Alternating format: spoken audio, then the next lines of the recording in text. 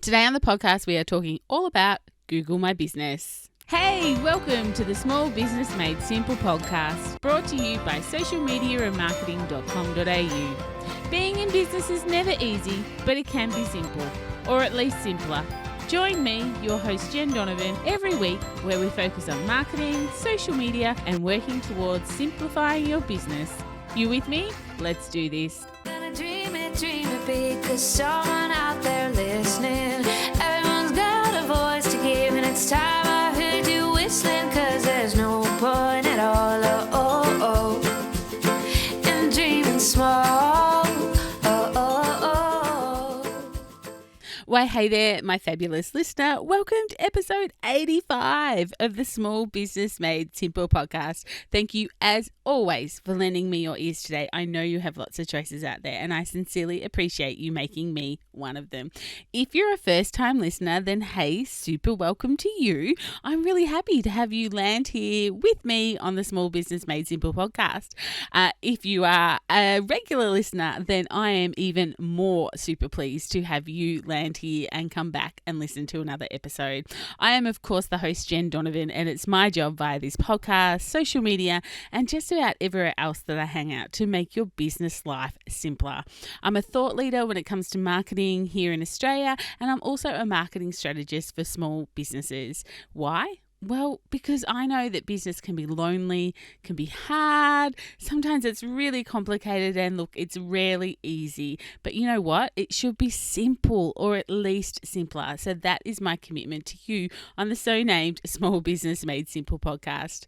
One of the ways I can help make your life a little bit simpler is if you come and join me in the Like-Minded Business Owners group on Facebook. It's a really great place to hang out as a small business owner and really network with other amazing small business owners as well. You can, of course, just go to join by going to Facebook and searching Like-Minded Business Owners, or of course, go to the show notes here at socialmediaandmarketing.com.au/85. This podcast is actually sponsored by my 30-day social media and marketing challenge. Now, we've already got one going, so this month is clearly closed, but we do have another one coming up. And if you are ready to up your marketing game and your social media, as well as have that daily accountability from a supportive community with lots of tips and tricks thrown in, then this could be the one thing that you are looking for. It's with me, of course, as a marketing and social media strategist, but also I've got Lindsay in there, who is a PR expert and also a storytelling expert. If you'd like to join the waitlist for the next round, then you can go to bit.ly/Jen's waitlist. So it's bit.ly/Jen's waitlist, and you can join waitlist there. I really hope that you can join us. I'm loving the group that we've got at the moment. So many amazing things are happening, and they're all feeling challenged, but definitely not overwhelmed. So I really hope that maybe you can come and invest in yourself and also be a little bit challenged. Of course, today on the podcast, we are talking Google My Business. I'm pretty sure by the end of this episode, I'm going to be sick of saying the word Google, but that's what we're here to talk about. I find myself talking about this constantly with clients, in forums, on webinars, and all of a sudden it struck me that I actually haven't talked about it here on the podcast with you. So today I'm changing that. Google My Business should definitely be playing a part in your marketing strategy. But let's start from the start. What is Google My Business? Well, I guess in its simplest form, it's a business listing with Google, but it has lots of other free tools and bells and whistles to really help you promote your business online. And it's a free business listing as well. So of all the goodness I'm about to tell you about, please keep in your head that this is for free. It's a really powerful listing, especially if you are in small business and a local small business as well. It not only allows you to have this free local listing for your business, but it can also act as your website if you haven't got a website already. or if you have, that's okay, and we'll talk about that in a sec. But it also allows you to manage, exactly how your business actually appears in Google searches and Google Maps. Google My Business offers small business owners the opportunity to really establish their business online easily, which of course I'm all about, making things simple. And in fact, you can really set it up in only just minutes.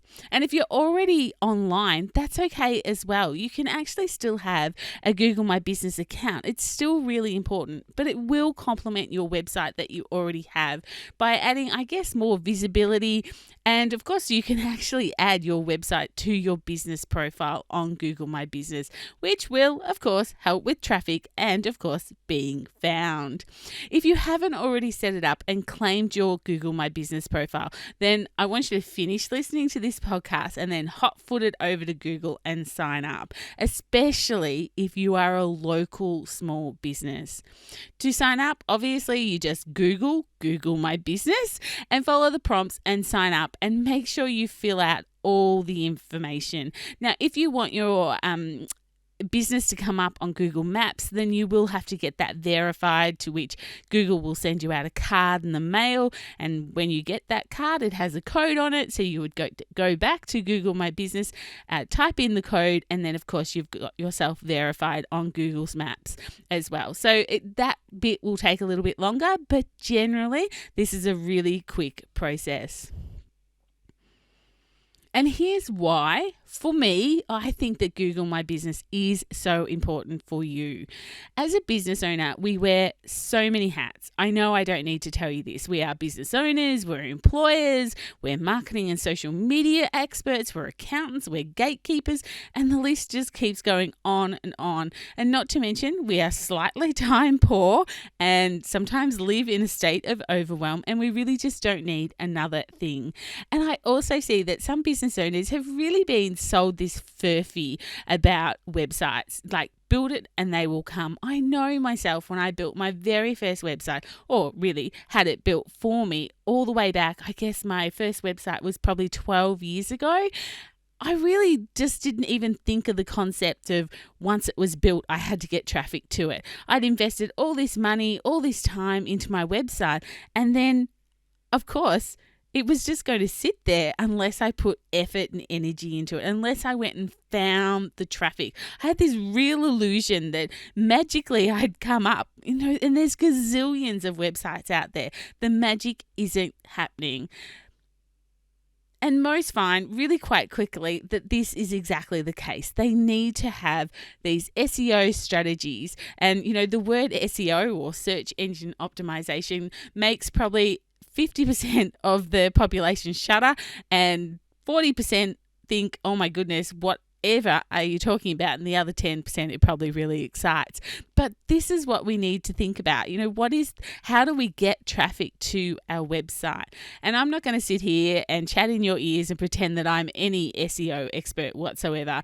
I'm probably far from it, but I really do have a real appreciation for its importance and the role that it plays in getting traffic to our websites. Of course, if you would like to know more about SEO, then I would really encourage you to go back and listen to episode 39 with the Beyonce of SEO, Miss Kate Toon, who is just an amazing SEO expert, but also an amazing lady as well. So that's episode 39 if you want to go back there and listen to a little bit more about being found on Google. But a tool like Google My Business, and a free tool, mind you, can really help with this, with being found, with coming up in searches. Especially if you treat Google My Business, as I advise all my clients and customers to treat it a little bit like you would social media. Thinking of it as like mini Google ads that your customers can see when your Google search comes up. Now, will posting to Google My Business consistently increase your rankings with Google? Well, that answer I'm not actually 100% sure of. But one thing I am 100% sure of is the more love you give to Google, the more love it will give you back. So in theory, if you post to Google My Business like you post to your social media platforms and give it love, in theory, it should indirectly increase the traffic to your website. And indirectly increase your presence on Google. So, in theory, post to Facebook, post to Google My Business, publish a blog, post to Google My Business, and so on and so forth. Give the love to get the love from Google. If you post photos to your Google My Business as well, just another little thing, make sure your photos are actually keyword rich. Make sure your photos tell a story in words of what's in the photo. Don't upload a photo to anywhere, website, social media, any of the platforms really, that says, image 97211A. Make sure that all your photos have some sort of description to them. But for Google My Business, for example, if you have a photo of a nice piece of jewelry that you sell, then the name of the photo might be something like 18 karat gold, 13 centimeters, women's Pandora bangle. So you can see how that's really keyword rich. If someone was typing in, 18 karat gold, women's Pandora bangle, then then there's a chance that you would actually come up for that, rather than if you just had gold bangle. You can see the difference. And even if you can't see the picture with a description like that, you actually have some idea of what you're looking for. And you might even take it to the next level and put the name of your business and maybe the location of the business in the photos as well. So like you might have Noonan's Showcase Jewelers Cobram or Noonan's Cobram. So if someone in Cobram is searching, women's Pandora bangle Cobram, then again, you've got that opportunity to come up in their searches. Now, according to Google, businesses with photos see 35% more clicks to their websites. This is through a Google search, and 42% higher requests for driving directions on Google Maps. We've all done it. We bring up a Google map and we ask for driving directions through that app. We don't go off the app and then ask for Google directions from some other platform. So you can see how, Google My Businesses that have photos attract the eye more, get more clicks to the website, and perhaps even a 42%, not perhaps even at all, the statistic is 42% will get 42% higher requests for driving directions on Google Maps as well. So make sure that also that your cover photo that comes up with Google My Business paints who you are and what you do. Remember, picture paints 1,000 words. So the first couple of pictures that actually come up on your Google My Business page, or my Google My Business listing, I should say, what are they? I know myself, I was working with a customer a couple of years ago now, and we were going through this process, and his name was the same as a famous artist. And so that whenever you Googled that person's name, the famous artist came up, and the pictures of the famous artist actually came up in his Google My Business searches as well, which of course, we had a bit of a strategy around that to change that by putting our own photos in there. So you've got to make sure that the photos that are coming up about you are actually your photos. And another really cool feature of Google My Business is, of course, Google reviews. Peer reviews of your business, and Google actually encourages you to ask people to write reviews as well. I know there's quite a few review platforms out there that don't like businesses encouraging consumers to write reviews. They actually want the consumers to come up with the idea themselves. But Google, it's different. It actually encourages you to ask your customers to write reviews. So you might be thinking, how do you get reviews, Jen? Well, the simplest way is to ask. In fact, 68% of people will give you a review if you ask at the right time and ask nicely. So when's the right time? I guess the right time is when someone says, oh my God, that was amazing. Thank you so much. Or I absolutely love the service you give me here. Or I'm always referring other people to come to your business, your shop, to eat here, whatever that looks like. That is the perfect opportunity to say, oh, look, I'd really love a Google review, but you've got to make it simple for them. You've got to give them a direct link to your Google My Business review page. Don't make it hard for them. If things are too hard, it'll become a one-day thing that they'll do. Make it easy. They might just do it a lot quicker. And of course, always respond to reviews, good, bad, or indifferent. Of course, bad ones, don't enter into banter with them, but definitely acknowledge the person. Sometimes I talk to, I often talk to my customers, my clients, and even my friends and my family, how there's a difference between apologizing and apologizing. So there's a very big difference with saying, I'm sorry you feel that way, and I'm sorry, as in it was my fault that happened. Most often, people just want to hear the word sorry. And you can certainly, frame it in, I'm really sorry that this has happened to you. You're not taking blame for it. You're just actually acknowledging their feelings for it. So if you get a bad review, maybe just acknowledging the fact that they feel that way or they feel wronged could actually turn it into a bit of a positive, or at least not a really bad negative.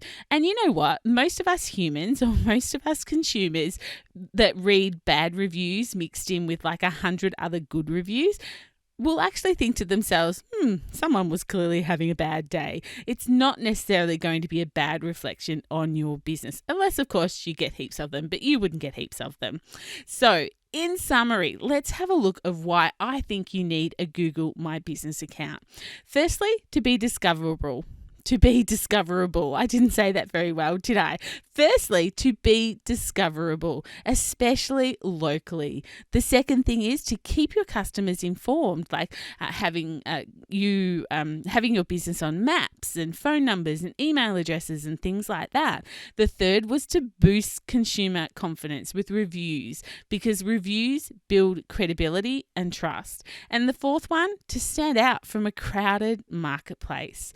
All this for free. Do I need to say any more? Google My Business is kind of like this little piece of untapped gold. And if you've already set one up, then I guess your task for listening to this is to post to it regularly like you would a social media platform, and also to go back and check all the details and make sure they're current and correct, especially business hours and contacts given COVID-19. I've noticed that there's quite a few businesses out there that haven't adjusted their business hours for the circumstances that they're in. And if you haven't already set your Google My Business, then today on episode 85, this is your nudge to go and do it. So a really short episode just talking about Google My Business. I think it's such an important platform for us to be embracing. Google is a beast, but this is a way of making it just a little bit simpler to be found, and also to realize the more love you give Google, the more love he might just actually give you back. That is all for episode 85, though. As I mentioned at the very beginning, it is sponsored by my 30-day social media and marketing challenge. If you're interested in being challenged and investing in a challenge, then you can go on the wait list at bit.ly/Jen's waitlist. So bit.ly/Jen's waitlist.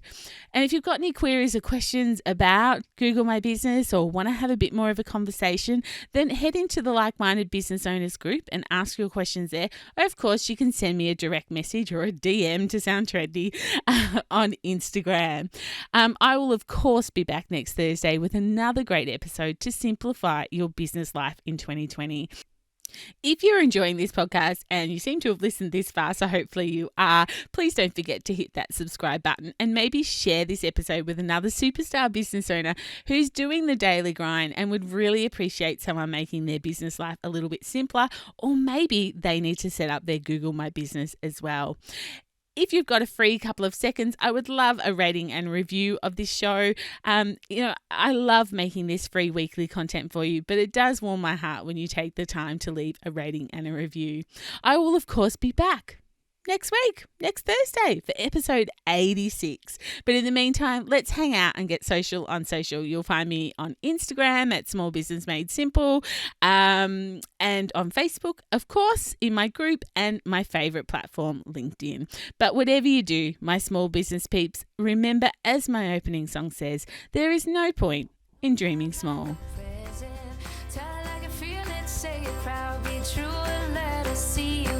Star that you are. No point in dreaming small.